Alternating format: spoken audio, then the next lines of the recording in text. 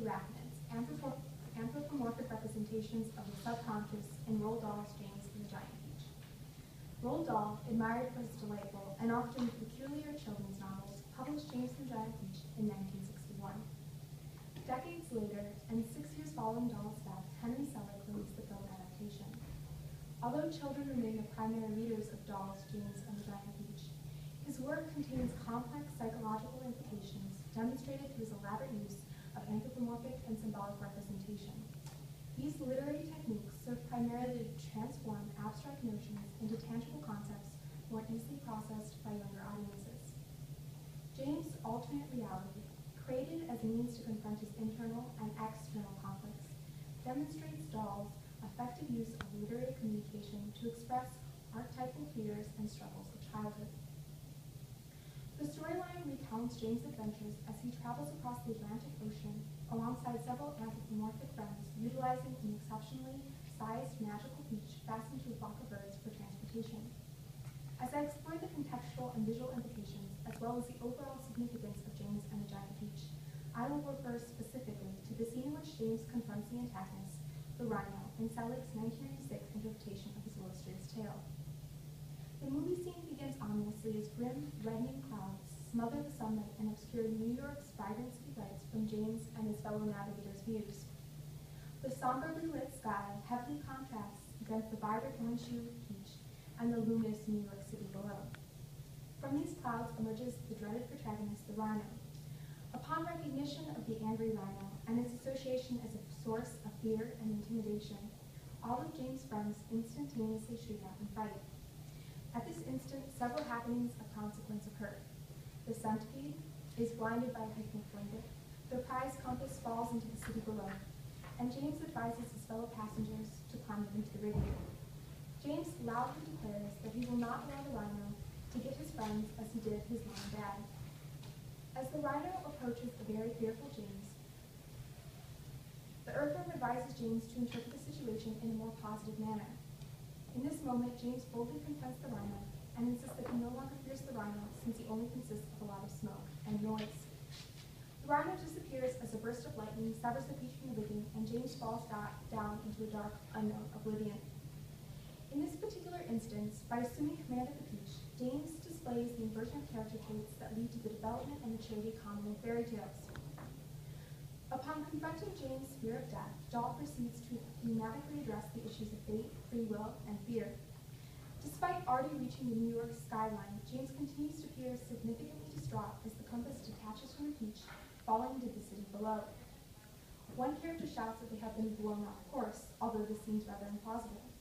As a system of navigation, the compass has enabled James to find his way to New York. It consequently provided the crew with a sense of direction, certainty, and control. In this sense, losing the compass could be indicative of James losing direction, feeling powerless, and possibly accepting the notion of fate rather than free will. As James' parents were unprepared for an untimely death, the rhino seems reminiscent of uncertainty and the uncontrollable aspects of life, specifically death. Likewise, the rhino represents fear insofar as its disappearance coincides with James' confrontation. Thus, James' voyage may be viewed metaphorically as a pilgrimage, a process of maturation that culminates in his arrival at the ultimate literal and figurative destinations.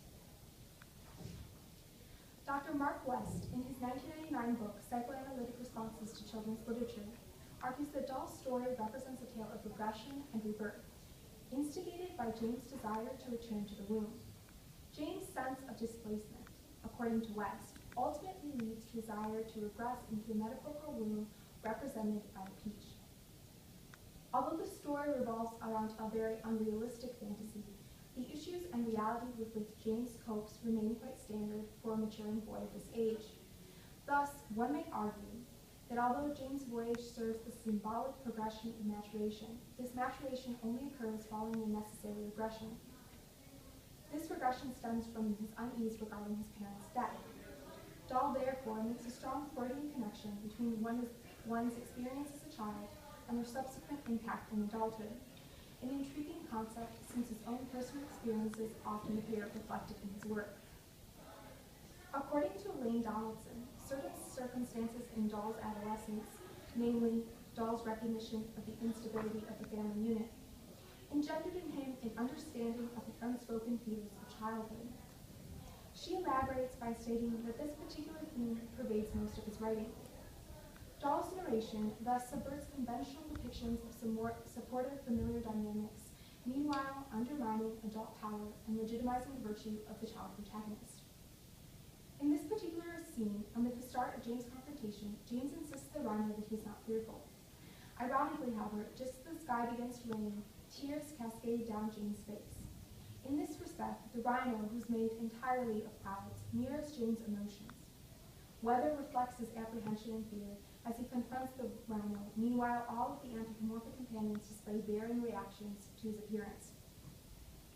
Some, like Miss Ladybug, urge James to take action, while the earthworm advises James to look at the situation from a more positive perspective. Based upon these several instances, one may speculate that James' friends, and perhaps even his surrounding environment, serve as metaphorical reflections of the different aspects of James' subconscious or personality.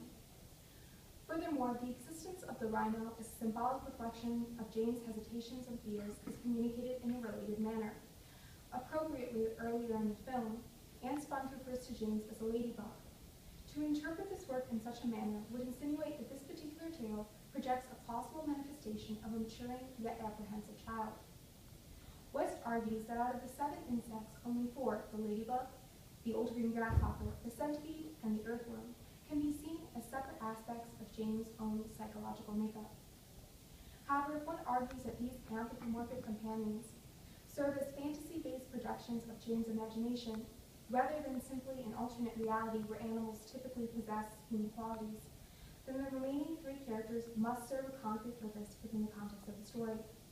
To ascribe to the ladybug the role of a parental figure, but not the spider, ignores the obvious maternal affection that the spider demonstrates towards James and the extensive characteristic similarities between each anthropomorphic companion.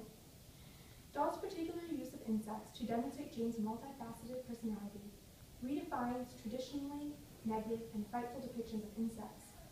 Alternatively, Dahl portrays the anthropomorphic protagonist and James as comparable representations of the same inherent archetypal reality, misunderstood individuals rejected by harsh societal standards. The fantasy that James plays out is not uncommon. As Anne Freud, Melanie Klein, and others have pointed out, children often engage in regressive fantasies when faced with ego-threatening problems and anxieties. According to the Association for Psychological Science, lacking social connections with other people might motivate lonely individuals to seek out connections from non-human items. Thus, James' construction of an anthropomorphic reality subverts the contemporary adult cruelty displayed in his unsupportive environment. According to Professor Caroline Elberg, anthropomorphism in children's literature, although first introduced in the 1740s, flourished later with the creation of a middle class and the emergence of the modern, society-constructed notion of childhood. Burke also asserts that the use of animals has long provided intellectual and psychological distance and allowed us to critically explore that which we would not be comfortable exploring directly. Thus, anthropomorphic literature allows individuals to distance themselves from the story by allowing a reader to remain objective, rather than feeling influenced by their own experiences or acquaintances. Consequently, James finds the valor to confront his existing fears exclusively through unrealistic and therefore less intimidating circumstances. Anthropomorphism thus serves 2 functions, and arguably a third within the context of Dahl's novel. Principally, these representations allowed James to cope with a harsh and unsatisfying reality, the death of his parents and the repressive environment in which he lives.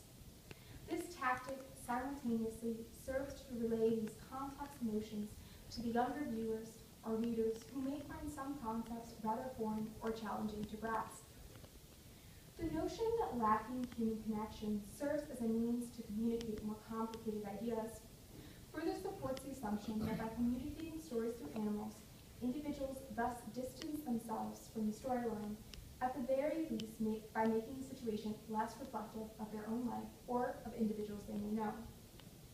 Thus, anthropomorphism demonstrates not only James' isolation, but also serves as a means to relay often difficult information, such as the concept of death, to young children by simplifying fears and struggles. Moreover, this tactic serves as a way for Dahl to dwell on his own past, that which has invariably defined his own life and writing, by simplifying a sensitive history into a much more relatable and vibrant storyline. The symbolism in the following novel extends beyond the author's meaningful anthropomorphized characters and is particularly evident with his selection of the peach as a traveling vessel. Dahl's elaborate anthropomorphic portrayal, as well as his utilization of the peach, often inspires speculation as to the influence of Japanese folktale Momotaro on the story's construction. Dahl utilizes the peach as a mechanism to portray James' involvement and empowerment as a character, meanwhile providing greater thematic context for the readers. The peach, beyond serving as a means of transportation, nurtures James until his subsequent maturation. Eve Dahl asserts that the peach embodies growth and destruction, feminine power, vulnerability, promise, and ultimately disappointment. Traditionally throughout Japanese folktales, the peach signifies fertility. She elaborates by stating that the peach serves as an archetype of regeneration. The notion that peaches often symbolize fertility fits well within Dahl's narrative context, as the peach nourishes James while providing a safe, maternal haven throughout his journey across the Atlantic Ocean. Carly Hendren argues that by consuming the peach, he becomes a stronger, more powerful individual who can survive without parents, surrogate or otherwise. He has replaced his birth mother, who is now deceased, with a peach that he eats for pleasure and sustenance, his relationship with it, both like that of a child in the womb and a lover. Thus, Dahl's symbolic use of the peach as a maternal representation of rebirth exemplifies a fusion of Japanese philosophy and Freudian perspective. In connection with the notion of maternity as it relates to the symbol of the peach and the concept of regression, scholars such as West and Narrow argue that James matures sexually throughout the story, citing various phallic symbols. For example, in reference to the peach falling on the Empire State Building, Herndon explains that James owes his life to a symbolic representation of sexual intercourse. Just as a newborn's infant's life stems from the sexual union of his or her parents. She elaborates that in either book or film, James could also be viewed as a sort of phallus, impregnating the peach and becoming the pregnancy at the same time. The argument that the peach functions as both a maternal and sexual symbol remains highly contradictory. Dahl's storyline does not focus on sexual maturation. Rather, his language emphasizes the progression of James from a fearful child to young, empowered adult, prepared to confront the harsh reality of his own circumstances. As Dahl states, hero worship, falsehood, and isolation replace the positive values of community, growth, and truth. In James' particular case, Western Narrow's argumentation in regards to the phallic and sexual implication of Dahl's writing ignore the centrality of James' maturation as he confronts his fears within the context of the story. To assert that the peach simultaneously represents a maternal figure and representation of sexual connotations remains a fundamentally contradictory argument. Whether Dahl focuses primarily on his progression from a lonely and too often frightened child to a confident and courageous character. Thus, the peach serves a more maternal role as it literally and emotionally nourishes James. Following James' confrontation with the rhino and his fall, he transforms from an animated character to a boy once more, indicating his evolution. Hence, Dahl's symbolic use of the peach functions as a more outward and quantifiable display of James' rebirth and subsequent maturation. When dealing with children's literature, it is often simpler to assume that the author's primary motivation is simply of aesthetic or entertainment value. However, the use of anthropomorphism in literature has historically served to allow young readers to objectively confront serious scenarios. Although children compromise the intended audience of Dahl's novel, James and the Giant Peach, the use of anthropomorphism and symbolism attests to the psychological intricity of his work. James' quest for maturation and self-empowerment, depicted through anthropomorphic characters, redefines traditional roles by subverting prevailing attitudes towards insects, family relationships, and childhood. Anthropomorphic representations additionally demonstrate James' isolation and serve as a means to communicate often challenging information to pre-adolescents through an oversimplification and desensitization of typical fears and struggles. The rhino, as James' primary fear,